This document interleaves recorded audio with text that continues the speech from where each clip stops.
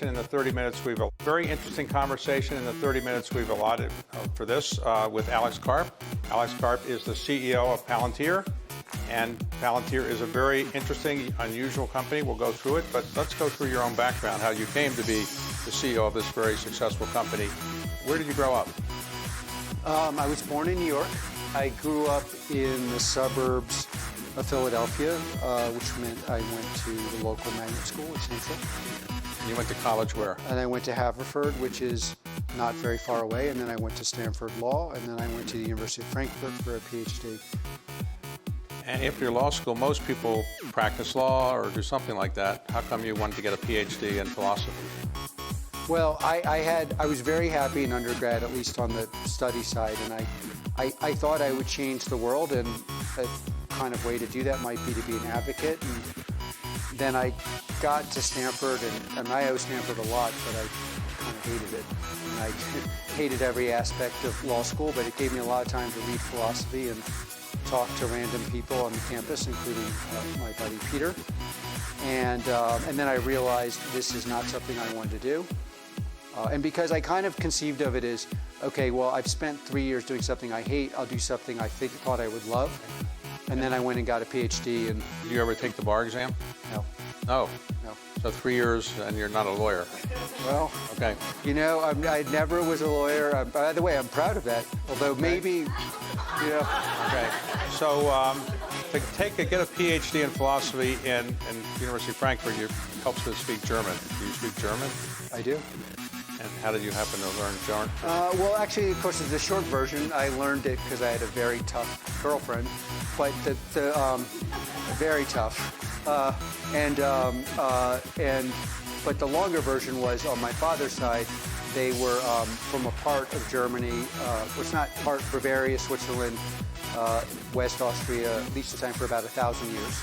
And so my grandmother her first language was German. Didn't teach my dad a lot of German, but you know, I kind of think assimilation takes many generations, and so I kind of got to Germany with a already pre-German vibe. As an example, when I got to Germany, I was like, oh wow, I don't have to tell someone I love them to go on a date.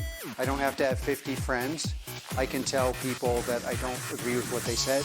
It was very comforting.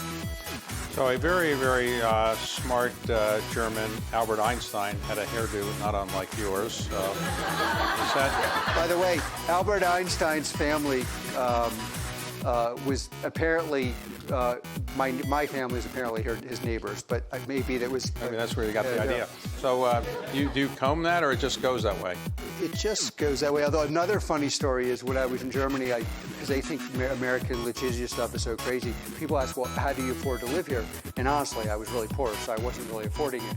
And I told my German colleagues, look, I bought the shampoo, it was too strong, and I ended up with this hair, and I sued them. But the funny thing is, everyone in my whole university believed them. Like, no, that's not true. I have this hair naturally. Now, your parents are alive, right? Yes. And your mother will call you and say, comb your hair, or she doesn't do that? Well, yes, my mom calls. Well, first of all, you have to understand, my parents wanted an academic. It's like, you know, there's a saying in Silicon Valley, ask for money, get advice, ask for advice, get money. And I think my parents were like, ask for a cultured journalist or an academic, get a business person. So they're already unhappy. So tell us about the beginning of Pallantier. Whose idea was it? It was Peter's idea. Peter Thiel. Peter Thiel, very famous, long-term friend of mine, much better known for being arguably the best investor and venture in the world, a co-founder of Pallantier. He called me, and I'm very grateful to Peter, because honestly, I think there's exactly one person in the world that would have called me to co-found Pallantier, and that was Peter. And Peter's like, hey, I've got this great idea. We're going to take the back end that we use to PayPal to stop cyber criminals, and we're going to turn it into a product, and we're going to sell it to the intelligence services, because obviously they could use the best software in the world. And do you want to co-found this? And what year was that? That's 20 years ago? Yeah, that was rough. That was almost exactly 20 years ago, because we actually then founded it a year later. So. And did you say, I'm not qualified to be the CEO of a company yet? Well, I wasn't being asked to be CEO. I was asked to be co-founder.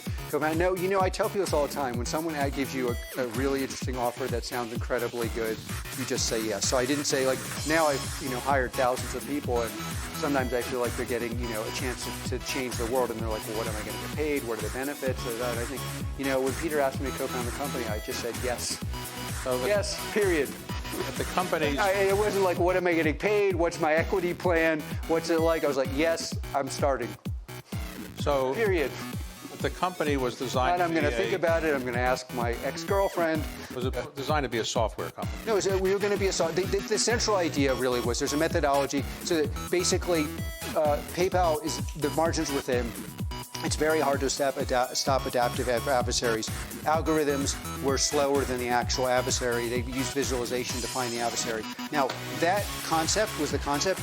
We, in contact with the client, like I had never been to a client testing service, we, meaning my other co-founders and I, discovered that idea, while it was necessary, but it was not sufficient. You had to actually focus on the back end. And the back end was integrating data, and then my idea, modesty, was to integrate the data with data protection norms. And that became the engine that powers a lot of the countries in this room, so on the anti-terrorism side. In Silicon Valley, it's often the case that people who run these technology companies have a technology background or an engineering background. You don't have either. This is true. However, for reasons I could try to explain, but I've never been able to understand myself, I've been very, very reliable in picking out the best technical talent in the world. And in fact, one of the ways that, of course, in the Valley, no one believed me in the beginning. They would send in random engineers, and I was, then they would occasionally send in the village idiot. I'm like, you send in the village idiot. And they're like, well, how do you know? And but the simplest explanation is technical philosophy involves irrelevant but it's distinctions that are very important to you emotionally. Coding involves very small but important distinctions that are important to the world. And if you have a proclivity, emotional proclivity for managing one, you can manage the other. And then as a second addendum, most, this on the side, of course, all your investments are successful, but most investments fail. And one of the big reasons things fail in enterprise is the products are not societally relevant. If you build a non-societally relevant product, you're going to have to compete with a company that is really good at sales or already owns distribution. Mostly they own distribution and they're great at sales. So to build a product that can break through, that product has to be so relevant to the society that actually people buy it despite not quite understanding it, and an engineer on their own will build a product for other engineers. And that's one of the big reasons almost all enterprise software companies fail.